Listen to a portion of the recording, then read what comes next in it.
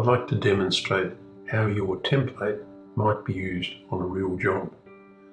You would start in this environment where you've got a whole series of symbols and they're tagged to the species that you like to use.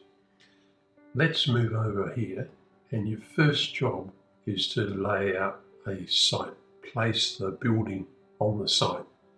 And here's a little example. You wouldn't need to do the internal layout, but you would need the footprint. I've set my drawing colour to red just to show you what I'm doing. And I'd start by picking the line command. We're going to start at some arbitrary point on the screen. But I'll jump to that corner, and you can read here. You would have had your little mud map and you would type 5300. Everything's measured in millimetres, and then goes the red line. Now we head up 2391, 2391, and just hit enter. I do have polar on, they've switched down the bottom, and we can now move across in this direction, and you can go past it as long as it's horizontal. 9870 and hit enter. And we're done. We've put the footprint on the house down. For the moment, just ignore my magenta bits. You can drag in windows, but you do need to have some idea where the windows are placed along that wall, if, for the sake of argument, this room was a key room to get a view from it into the garden. Whatever you do and whatever you draw automatically appears in the layout space with your logo and other information down there in the bottom. Let's go back to the model.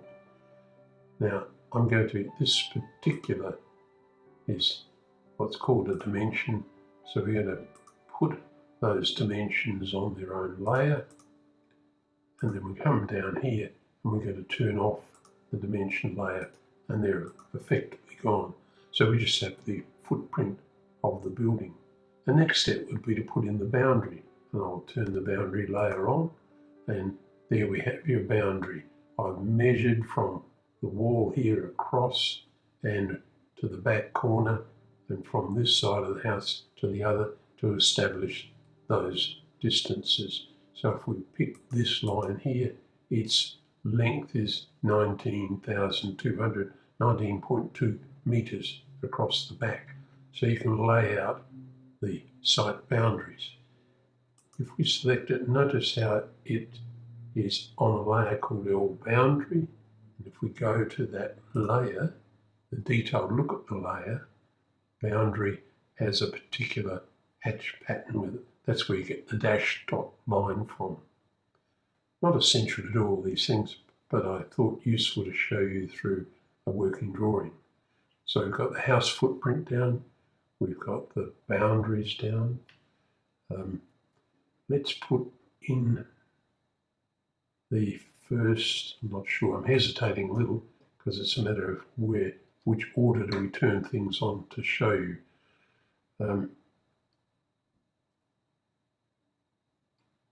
We're assuming that this particular building has got a sort of an Art Deco feel, and that's why we've got some curving pieces in there.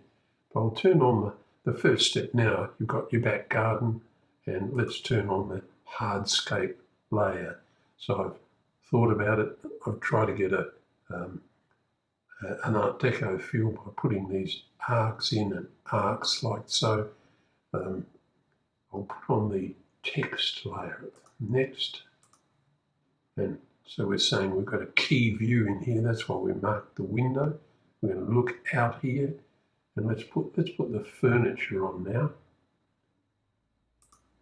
So I've put some tables and chairs here, and we've put some ornamental pots that are going to go in there, raised pots and so on.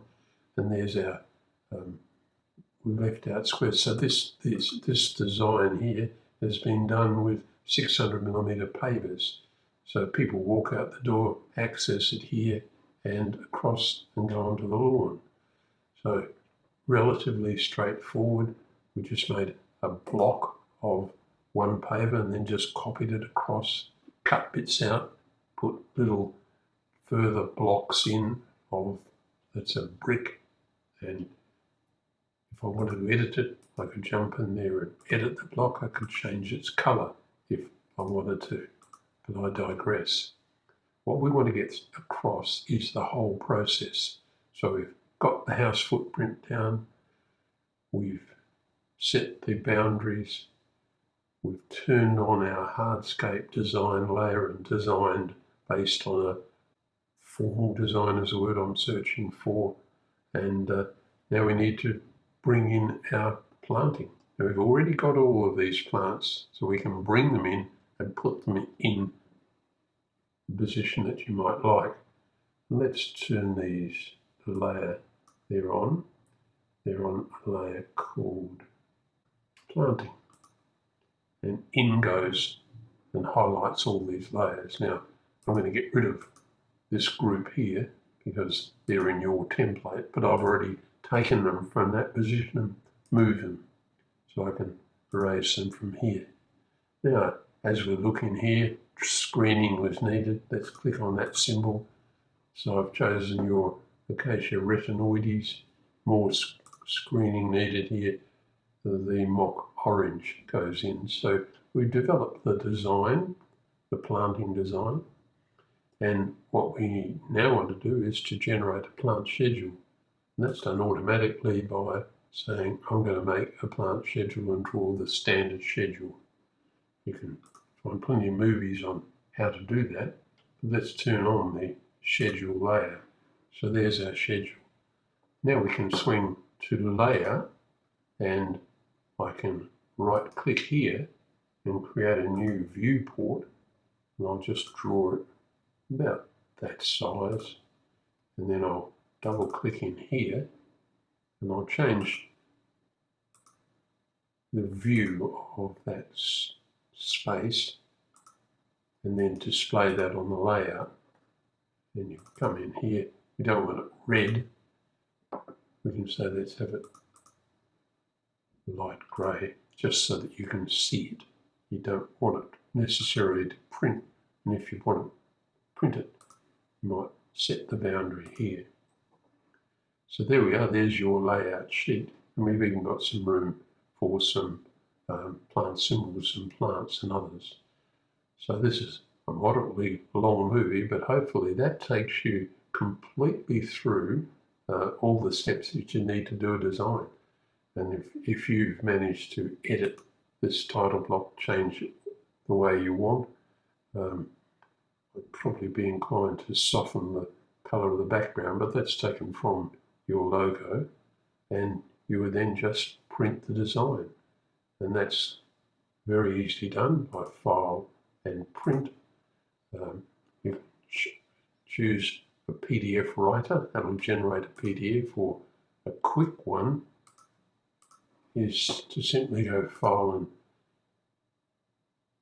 Save as a PDF, pick Window, pick Maximum here, and then just set a box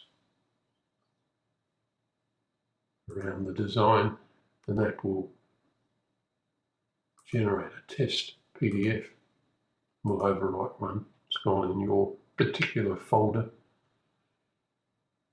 and we then should be able to look at it with Adobe Acrobat Reader. It's done. So if I go to, whoops, it's all shown it to us already. So click, click, click, click. Let's go in a bit more.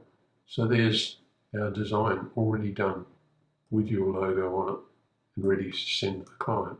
Well, I think you would agree that the output we were looking at before was rather pale and not sharp. That was because we were using the browser to look at the output. Now I've loaded Acrobat Reader and I'm looking at Acrobat Reader, and we can zoom in with Control Plus steps us in, and then we can scroll down the page. We've got pretty good resolution from that very quick print, but you would do it even better by printing to a true PDF writer, which was our earlier option. So I hope that gives you a good idea of going from woe to go.